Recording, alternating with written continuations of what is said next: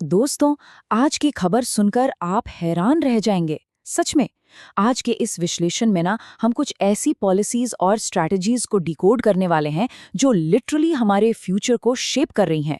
चाहे वो एनवायरनमेंट हो, हमारी पब्लिक हेल्थ हो या फिर ग्लोबल एजुकेशन, बहुत कुछ बहुत तेजी से बदल रहा है। तो चलिए, बिना किसी देरी के सीधे इस टॉपिक में गोता लगाते हैं। आज का एजेंडा एकदम क्रिस्प और फोकस्ड है।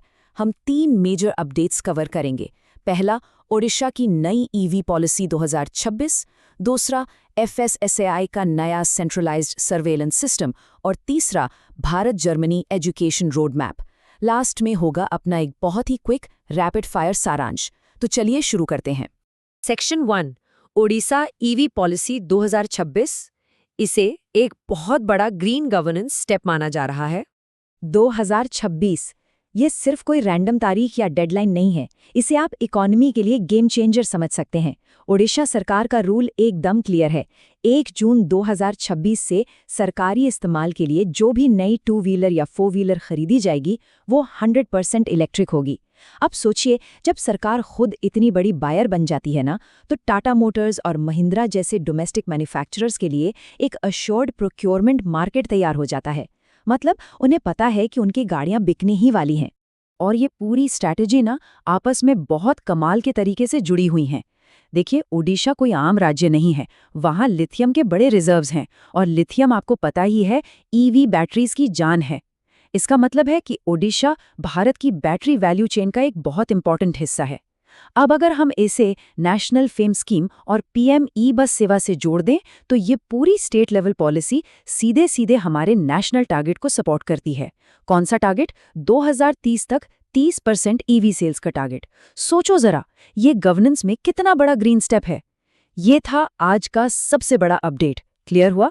आगे बढ़ते हैं हमारे दूसरे सेक्शन की तरफ, एफएसएसएआई का सेंट्रलाइज्ड सर्वेलांस, मतलब फूड सेफ्टी का पूरी तरह से डिजिटलाइजेशन। अब जरा इस बात पे ध्यान दीजिएगा कि ये नया सिस्टम एक्चुअल में टाइम कैसे बचाएगा। मान लीजिए महाराष्ट्र में दूध के किसी बैच में कोई मिलावट या खराबी मिलती है। पुराने सिस्टम में क्या होता था?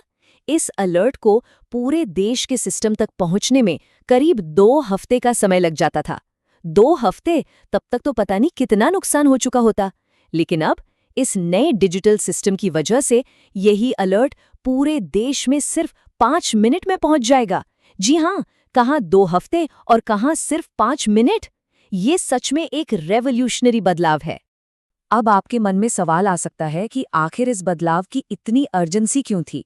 खैर, एफएसएसएआई के 2022 के डेटा पर नजर डालें तो पता चलता है कि लगभग 30% फूड सैंपल्स नॉन कन्फर्मिंग थे, यानी वो सेफ्टी स्टैंडर्ड्स पर खरे नहीं उतरे।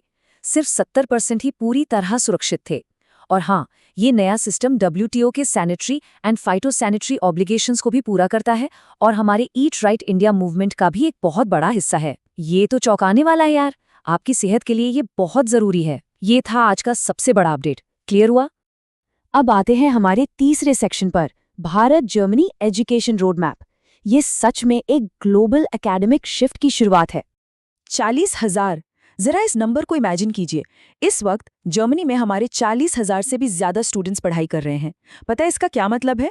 इसका मतलब है कि चीन के बाद भारत जर्मनी में दूसरा सबसे बड़ा एशियाई स्टूडेंट ग्रुप है। और एक और इंटरेस्टिंग फैक्ट बताऊं, पूरे यूरोप में अगर कहीं सबसे ज्यादा इंडियन इंजीनियरिंग पीएचडी स्कॉलर्स हैं तो वो जर्मनी ही हैं। ये अपने आप में एक बहुत बड़ा अचीवमेंट है। इस पार्टनरशिप की जड़ें काफी गहरी हैं। साल 2000 से ही हमारी एक स्ट्रैटेजिक पार्टनरशिप चली आ रही है। अब इस नए रोड मैप में, जो जनवरी 2026 में जर्मन चांसलर की विजिट के दौरान फॉर्मलाइज हुआ, उसमें आईआईटी और टीयू म्यूनिक जैसे टॉप इंस्टीट्यूट्स के बीच जॉइंट डिग्री प्रोग्राम शामिल हैं। डीएएडी के थ्रू एकेडमिक एक्सचेंज बढ़ रहा है।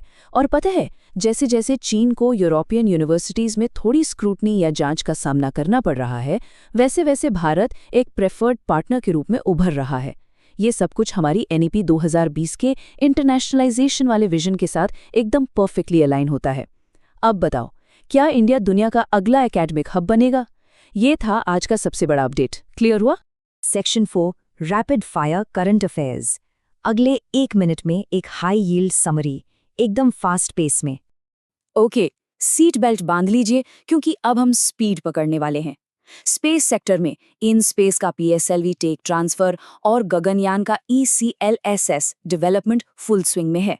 डिफेंस की बात करें तो इंडिया का पहला NGOPV INS संघमित्रा न्यूज में है। इकोनॉमी पर नजर डालें, रुपया 96 प्रति डॉलर पर ट्रेड कर रहा है।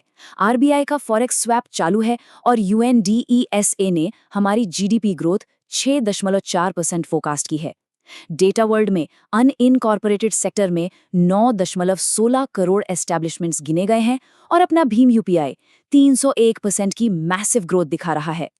एनवायरमेंट और सिक्योरिटी में COP 31 का फोकस इलेक्ट्रिफिकेशन पर है और ऑपरेशन रेज बिल के तहत 227.7 किलो कैप्टागॉन ड्रग पकड़ी गई है। लास्टली, इंटरनेशनल रिलेशंस में क्वाड फॉरेन मिनिस्टर्स की मीटिंग 26 मई को नई दिल्ली में सेट है, जबकि IBCS समिट फिलहाल पोस्टपोन कर दी गई है। डन।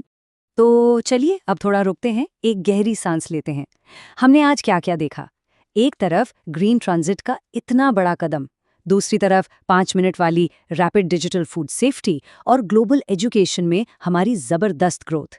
इन सबको अगर एक साथ जोड़कर देखें तो क्या लगता है कि 2026 भारत के भविष्य की ओर एक बहुत ही डिसाइसिव, एक निर्णायक छलांग है?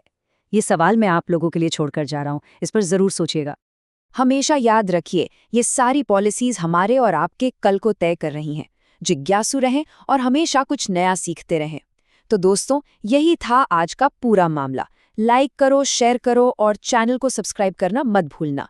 हम मिलेंगे अगले विश्लेषण में, तब तक के लिए अपना ख्याल रखें।